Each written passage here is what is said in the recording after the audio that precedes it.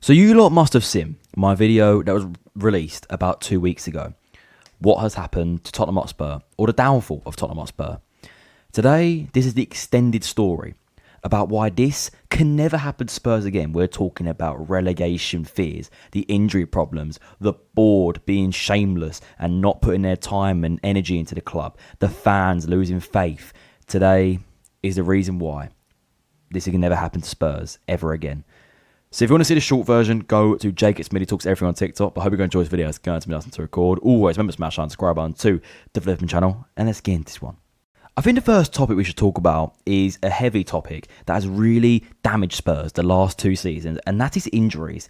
To injuries like the likes of James Maddison, Dejan Kulusevski, Mohamed Kudus, Dominic Solanke, Vicario, Romero, Van der Ven, Udogie, and many more that have suffered injuries in the last 2 years for Tottenham Hotspur that has really made Spurs suffer. Of course, with 2 back-to-back 17th place finishes, absolutely disgraceful for a Big Six club. Spurs have suffered on the pitch a lot, with many of the big team players that are in the starting 11 missing a majority of the season. Of course, we have an example of Dejan Kulusevski. He got injured against Crystal Palace in May 2025 and has not featured for Spurs once since then. And we are now in June of 2026. Since then, I've left school, experienced the whole Premier League season, and done my first year at college. So that shows you something. But this is just the start of all the problems. But injuries have been a thing that has started occurring in recent years. Really since Ange Postecoglou came into the club.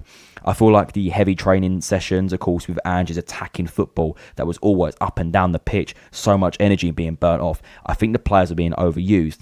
And of course, after Ange Postecoglou got sacked after our Europa League win back in May of 25, Thomas Frank was brought in. And a lot of rumours came out from the club that Frank was doing double training sessions most days, wearing out the players to the point where they were literally heavy breathing. So I think this also made the players suffer, because when you've got to do 90 minutes in a very high intense match, the Premier League is such a high intensity league that every team is always going to compete at the highest level that they can. It's not easy. And Spurs suffered a lot having to bring in a lot of youth players, especially in the 2024-25 season. The likes of Lucas Bergvall, Archie Gray, who are only 18, 19 years old. Mikey Moore made some features, of course. This season, we've seen the likes of Jamie Roswell, Luca Williams-Barnett, who are literally 17, 18 years old, starting against the likes of like Liverpool, or being in squad against the likes of Chelsea. So you see what I mean now. In the big games where Spurs need to be having their main squad and ready, we've not been. And there could be reasons for that. The likes of the new stadium that was opened back in 2019, of course, the Tottenham Hotspur Stadium. There is a lot of rumours coming up from the club and people that are concerned about the pitch at Tottenham, where we host so many events with, of course, boxing, the NFL, concerts. The pitch is so thin. Of course, we have a retractable pitch that can turn into an actual floor or an NFL pitch, or, just, you know what I mean? It can change so many stuff. I mean, the grass is not made just for football. And of course, with the pitch being so, retractable, it means it's not really thick enough. So a lot of rumours are saying that the boot can get stuck in the ground as the grass is not firmly sustainable on the pitch, of course, or on the ground. Meaning that, for example, the likes of Wilson Oliver, that was rumoured that the reason why he torn his ACL was that his boot got stuck in the grass and his knee buckled, meaning he torn his ACL. This looks like it could have happened to the likes of James Maddison. Dejan Kulusevski, of course, has torn his patella, but I think he's also torn his ACL as well, meaning his football career could be over, which is absolutely devastating. So, a big question being asked is the Tottenham Hotspur Stadium a reason why Spurs is losing so many players? But also, the other excuse that Spurs losing players on the road. So this might not be the main thing, but I think due to so many heavy training sessions and the pitch maybe not being made for just football games, this is hurting Spurs massively, and is one of the reasons why Spurs are on a downhill crisis. The next one up is poor management. I think you've got to look at recent history, of course, the likes of Nuno Espirito Santo, Thomas Frank, who have 2 managers already off the bat, who have both failed at Tottenham Hotspur and have not done well. You could even add Igor Tudor in there, who was at Tottenham for 7 games and then lost 5 of them. It shows you that Spurs cannot pick the right manager. Let's take Ange Postecoglou, for example. He joined Spurs back in the summer of 2023, coming off a season, finishing 8th place, one of our worst finishes in the last 10 years, meaning we didn't have any European football for the first time in nearly 10 years. This was not great for Spurs, but Postecoglou came in, being top by November. Of course, injuries, like I've just said, were one of the big problems, hurt him, meaning Spurs finished 5th, which was actually quite a good season, qualifying for the next campaign's UEFA Europa League. Spurs would go on to win that competition, of course, winning the Europa League, achieving their first trophy in 17 years, which was an absolutely amazing success for the club. But literally, 14 days later, Ange Postecoglou was sacked from Tottenham Hotspur after a 17th place finish in the league, only picking up 38 points across a 38-game campaign season. But even after winning a European trophy, bringing Spurs his first trophy in 17 years and having all the fans and the players on his side, it still didn't suit for Spurs though. So this sacking was a little bit stupid. But I understand why Spurs did it a little bit. But I think Ange Postecoglou getting sacked was the wrong decision. I think him coming off winning that European trophy, I think he had a lot of ideas. And yes, of course, picking up 38 points in one campaign, really, you should be relegated for that. But Spurs were lucky that we were still 13 points away from the drop due to Leicester, Ipswich and Southampton that season being absolutely utter poor and not being anywhere closer to quality Spurs even were when Spurs were at their worst. And when Spurs were at their worst that season, oh my, that was a championship side. Let's just say that for a fact. But we put a lot of focus into winning Europa League, and Ange made that clear from January onwards when the club was already thinking of letting him go and away from the club after a 3-2 loss away at Goodison Park to Everton. So sacking Ange Postecoglou, it wasn't the greatest decision, but Spurs had to back this up with something good. And did they? Well, that's our next conversation. Next up came Thomas Frank, coming straight from Brentford after having some really good finishes at Brentford, nearly getting him in Europe a couple of seasons before he left the club, Thomas Frank was brought in after Spurs' Europa League win, having high expectations, qualifying, of course, for the next season's UEFA Champions League through winning the Europa League. Of course, he came coming in off Ange Postecoglou's bad season, finishing 17th. There was high expectation for Frank to do really well and get Spurs back in the European places and competing for trophies like they should be. And we didn't start off too bad. Rival in PSG for the Super Cup, of course, going 2-0 up and sadly bottling that, losing the Super Cup final. But then, of course, winning 2 back-to-back games against Burnley and Manchester City.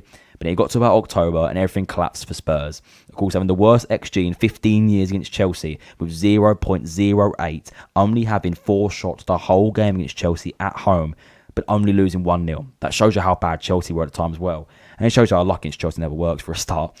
But many losses. 4-1 lost to Arsenal twice. Losing 8-2 on aggregate to Arsenal is an absolute disgrace for Tottenham Hotspur Football Club.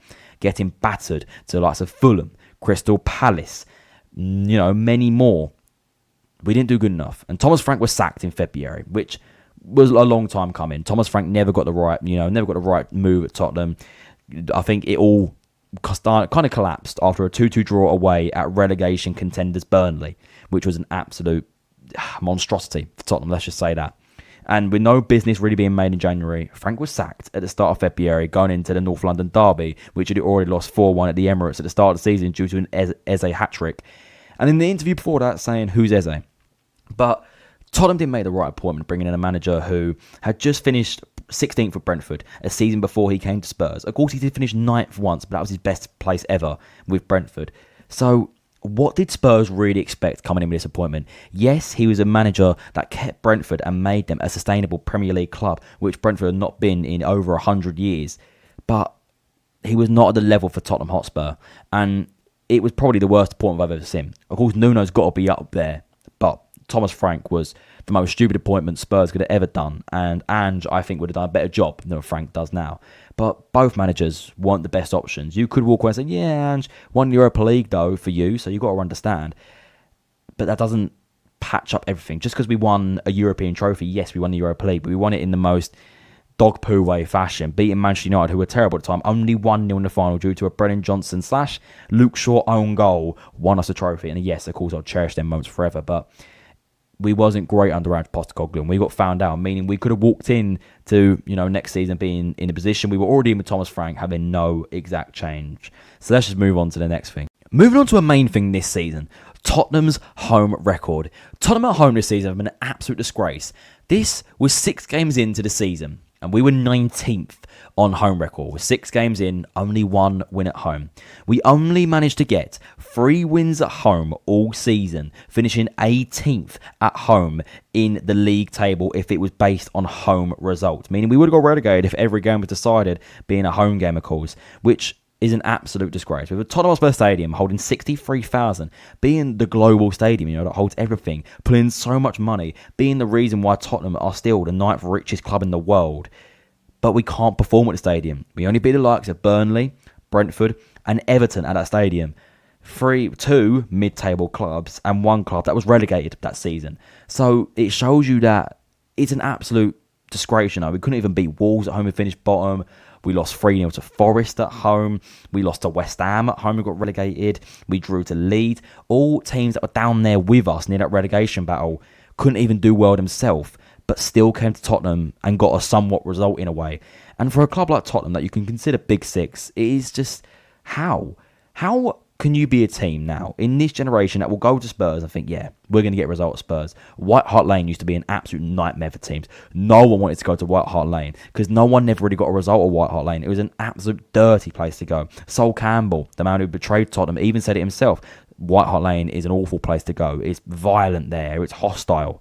But you don't see that at Tottenham Hotspur Stadium as much anymore. With the new stadium being built in 2019, it's a more tourist attraction now. You don't see many of the hardcore Tottenham fans that are there anymore. White Hart Lane used to be a stadium that was right on the pitch. You were on top of the pitch. You were there. I never got to see White Hart Lane in person, unfortunately, as I was too young to go, of course. But I think you've got to look at the stadium, and you already understand from the first couple of pictures what the stadium was like. You can already feel the atmosphere just looking from a photo. But when you look at Tottenham Hotspur Stadium, you'd think, yeah, that is going to have something about it, that big stadium, but you don't really hear the moments. I went to the Leeds United home game, last month, coming into our second to last home game of the season, and comparing that to a couple of years ago, to one of my first games I went to, it was an absolute disgrace. The last couple of years, how the fans are so tuned out now, and the chants, I'm trying to get chants going. I don't really look anything intimidating, trying to be a proper Tottenham fan. No one's getting along the same thing with me. The South Stand was good at times, but we're putting up all these tifos, all these displays, trying to be this club that's so ambitious, but when it comes to the actual game and getting behind the players, we're nothing.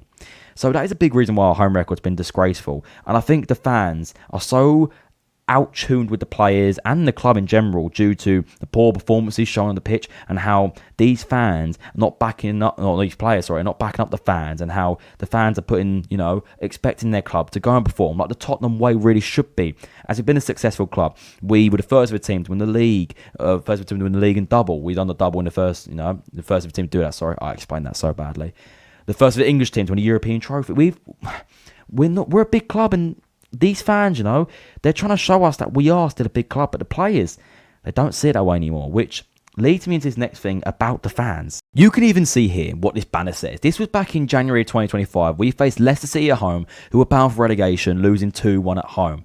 24 years, 16 managers and 1 trophy. Of course, now that is 25 years, 19 managers and 1 trophy. Well, 2 trophies, actually. 2 trophies. 2 trophies in 25 years.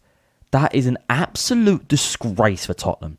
A disgrace. And there was a 17-year gap between both of them trophies. So it just shows you, wow. Just wow. You've had 19 managers, and only 2 of them could win you a trophy. One of them, of course, was Juan de Ramos back in 2008, and Ange Postecoglou, who nearly got us relegated in the same season.